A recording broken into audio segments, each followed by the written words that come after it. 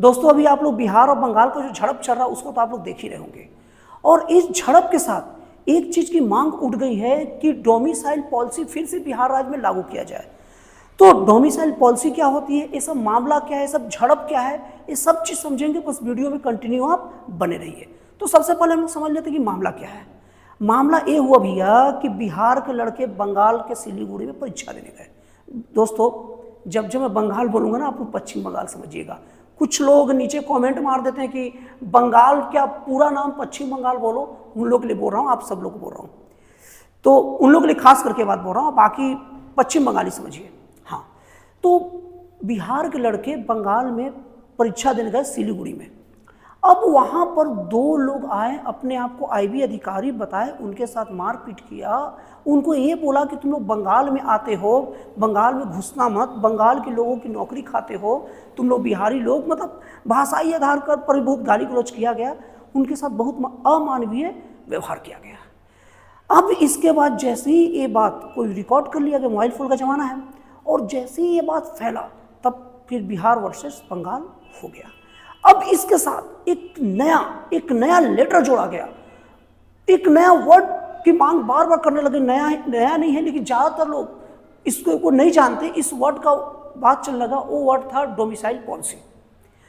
तो domicile policy होती क्या चीज़ है, तो मैं आप लोग को बता दूं। डोमिसाइल पॉलिसी ऐसा नियम होता है स्टेट का कि उस स्टेट के लोगों के लिए नौकरियों की विशेष, मतलब नौकरी विशेष उन लोगों को सुविधा दी जाती है, उनको ज़्यादा तवज्जो दी जाती है, और उसके बहुत कम भाग अदर स्टेट के लोगों के लिए रहता है। मतलब आसान भाषा में समझिए कि तो डोमिसाइल पॉलिसी का मतलब उस राज्य के लोगों को विशेष सुविधा देना, उस राज्य की नौकरियों में, वही डोमिसाइल पॉलिसी कहते हैं। और आपको मैं बता दूं कि हमारे देश के बहुत सारे राज्यों में डोमिसाइल पॉलिसी लागू है, और बिहार में भी लागू था। आपको बता दूं 2020 में नीतीश सरकार द्वारा बिहार में डोमिसाइल पॉलिसी लागू कर दिया गया था, लेकिन 2023 में एक कहते हुए इस पॉलिसी को खारिज कर दिया गया कि हमारे राज्य में विज्ञान और अदर सब्जेक्ट के शिक्षकों की कमी है।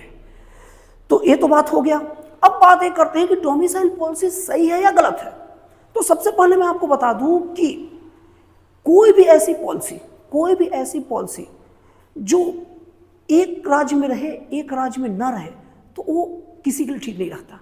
जैसे एग्जाम्पल के तौर पर अगर डोमिसाइल पॉलिसी अलग अलग राज्यों में है और बिहार में नहीं है, तो बिहार के लोग बाहर जाकर उस राज्य में के नौकरियों पर ज़्यादा मतलब अप्लाई नहीं कर सकते, ज़्यादा अटेंड नहीं कर सकते उसके एग्जाम को।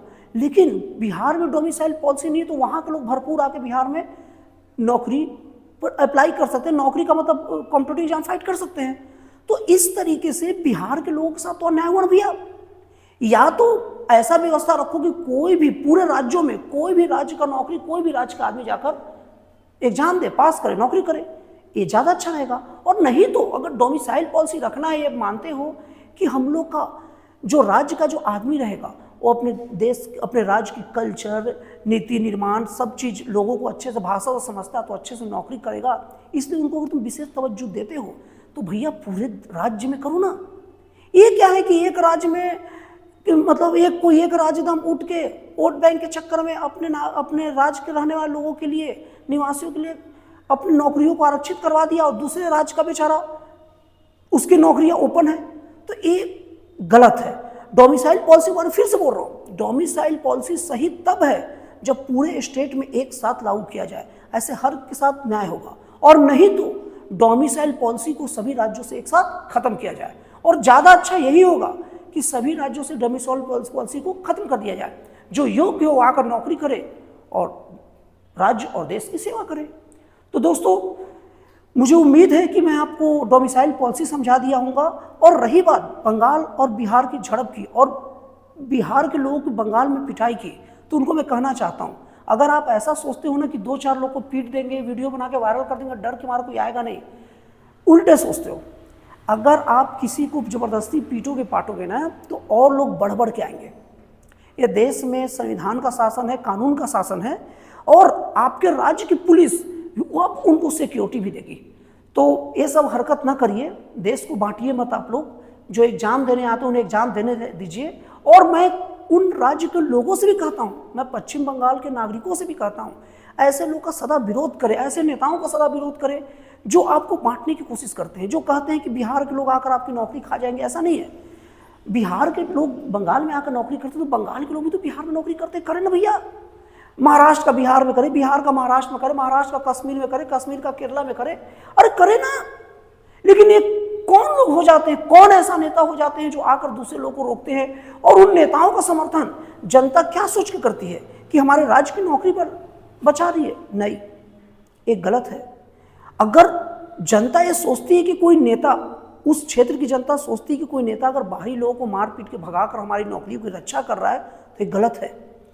ऐसा नहीं है। अगर कोई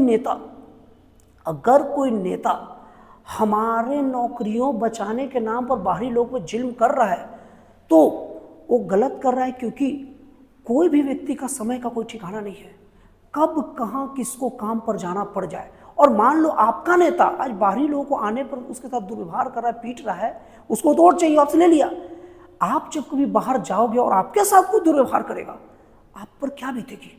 समझो, नेता का काम है वोट लेना, उसका काम खत्म, वो कहीं नहीं जा रहा है, वहीं पर बैठे रहेगा, वोट लेगा, आराम करेगा, ऐश करेगा। लेकिन हम जनता हैं, हमें आज यहाँ काम ना मिले तो हमें कहीं और जगह जाना पड़ेगा। और एक नेता जब विरोध करेगा तो उधर का नेता भी विरोध का एजेंडा चलाएगा, तो आप ही पिसोगे। मैं उन सभी जनता को कहना चाहता हूं जो ऐसा सोचते हैं कि कोई बाहरी क्षेत्र का लोगों का विरोध अगर हमारा नेता कर रहा है तो नेता सही कर रहा है। नहीं, वो अपने लिए बस सही कर रहा है, वहां की जनता के लिए सही नहीं कर रहा है। भाई, वहां की जनता के प्रति तो गुस्सा भर रहा है दूसरे जगह की जनता का, वो कहीं काम पर नहीं जाए तो उसके साथ दुर्व्यवहार, ऐसा गलत है। तो दोस्तों, मुझे उम्मीद है कि मैं अपनी बात को आप लोग को समझा दिया होऊंगा। तो दोस्तों, फिर मिलते हैं अगले वीडियो में एक जन कल्याणकारी और एक राष्ट्रवाद से प्रेरित नए विचारों के साथ।